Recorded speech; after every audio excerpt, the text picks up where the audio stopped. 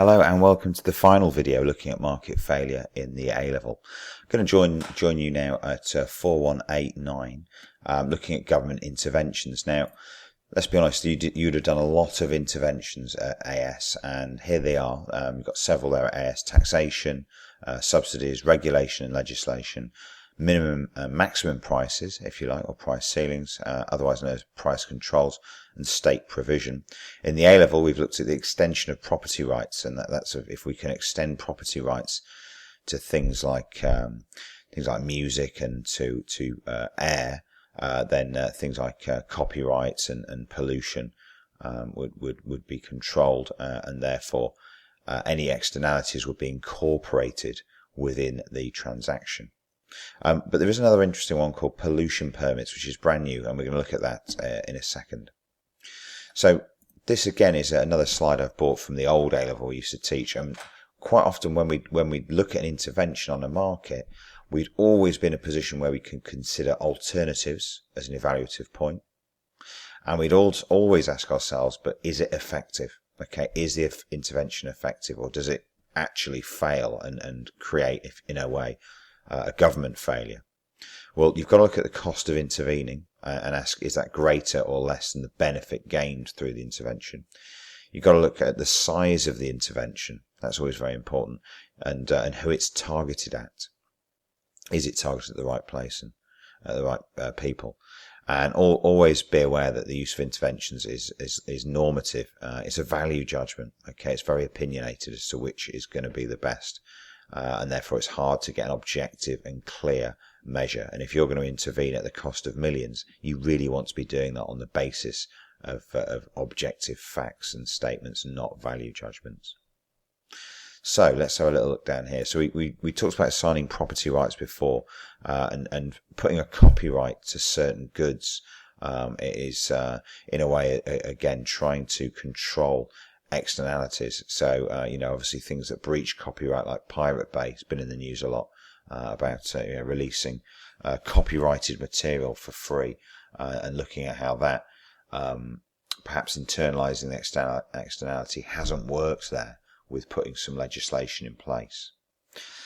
We looked at as well before the obvious one about pollution, and if we could assign property rights to the air around a polluting factory, then the owners of that air would claim compensation from the supplier, and therefore the negative externalities produced through that production process and the pollution there would actually be internalized into the cost of that transaction.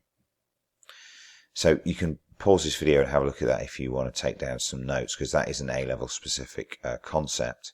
However, what I really want to have a look at is pollution permits, which is a brand new intervention to you guys.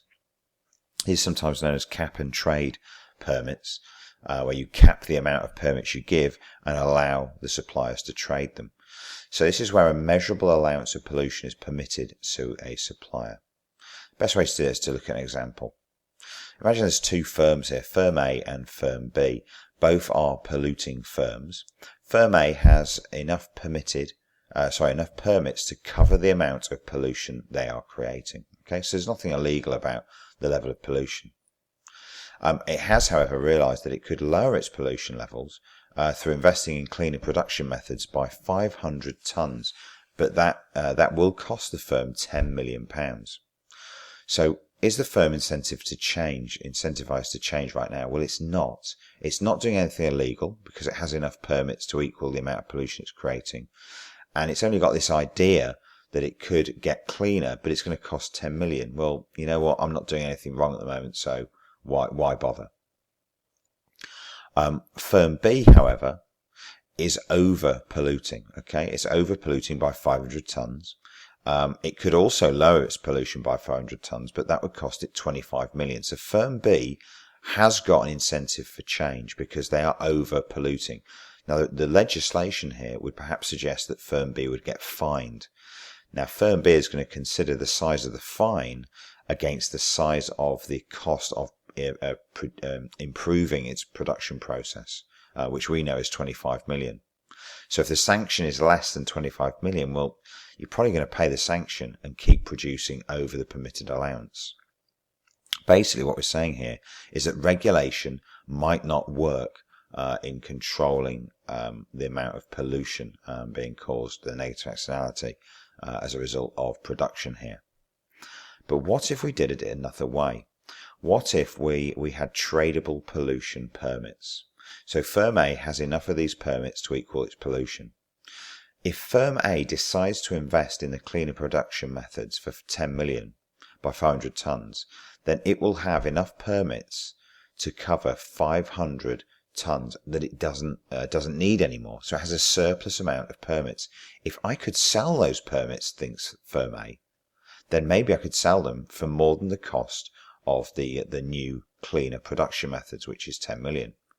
So if I could sell the permit, then I've got an incentive to change there, especially if it's greater than 10 million. Let's look again at firm B. Firm B is doing something illegal, overproducing by 500 tons. It would love to buy permits to cover that 500 tons, thereby making it more legal. It knows if it was to cut pollution itself, it would cost 25 million for the machine that would be required. So therefore, what it wants to do is buy the surplus permits off firm A. As long as firm A can make more than 10 million and firm B doesn't pay less than 25 million, then we should have a deal. And what's happened there is you've also cut pollution, because don't forget, firm A has lowered its pollution by 500 tons. Firm B has not changed the amount of pollution, but firm A has. So not only have you not used regulation anymore, you're using these pollution permits, you've also just cut pollution by 500 tons. So there are examples out there. There's a couple of sources there you can actually have a look at permit schemes in action. You can also be aware of the amount of permissible pollution that countries are allowed to pollute, if you like. And this is part of the UN Kyoto Protocol 2005 here, and it's a number of tons of carbon dioxide equivalent, and you can see there quite a vast number that the UK and Great Britain, and Northern Ireland is permitted to pollute. I've also put in a Econ Plus style video there about pollution permits, and he runs through a similar scenario in the diagram.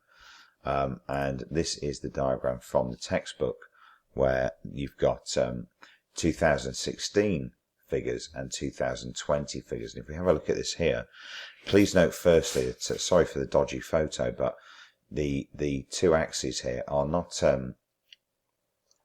price and quantity of any given market, but this is a specific market, a market for permits. So this is assuming permits are in place.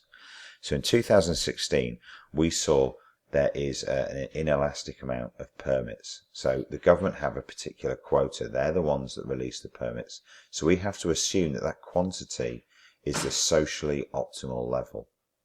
Okay, so this is not about looking for market failure. This is looking at them achieving a socially optimal level of pollution permits in the market.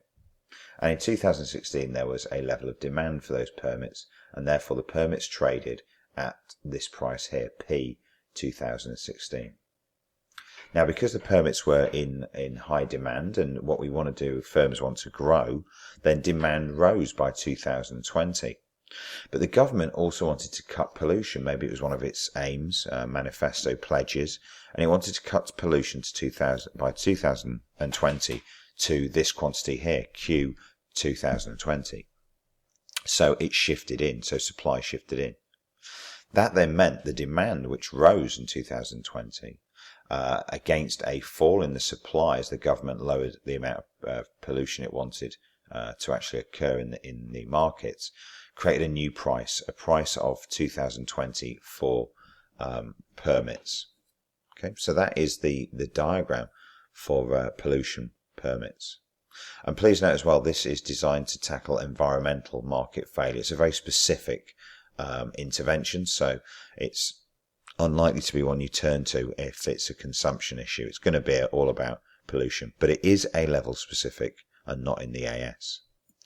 So this is a good idea. Well, there's a lot of pros and cons. I won't read them all out, but you can see The good thing about permits, much better than regulation, is it allows the government to lower the amount of pollution. And obviously it's less costly. But also on the con side, what we make an assumption here. We make an assumption that by buying permits, everyone wants to do that. Well, what's going to happen if I don't buy permits and I over pollute? We are assuming that firms will be worried about that. All right, they might simply decide not to buy permits at all, and therefore over pollute illegally. And if the sanctions aren't big enough, well, you know what? They're not going to bother buying permits off other firms.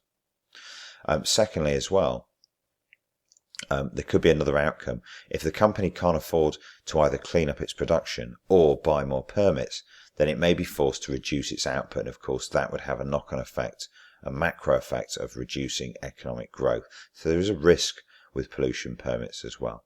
I'll let you take those down there because that is an excellent for and against argument for the use of pollution permits. The final part of the section of market failure really looks at government failure and the assumption that just because the government intervenes doesn't mean that the market failure goes away, because in fact the government could fail. And if I turn now to the spec, you can see here 41810 government failure is exactly the same as it is in the AS. So this should be in your AS books. And the government failure occurs when the intervention misallocates resources still. And it could be because there's not enough information.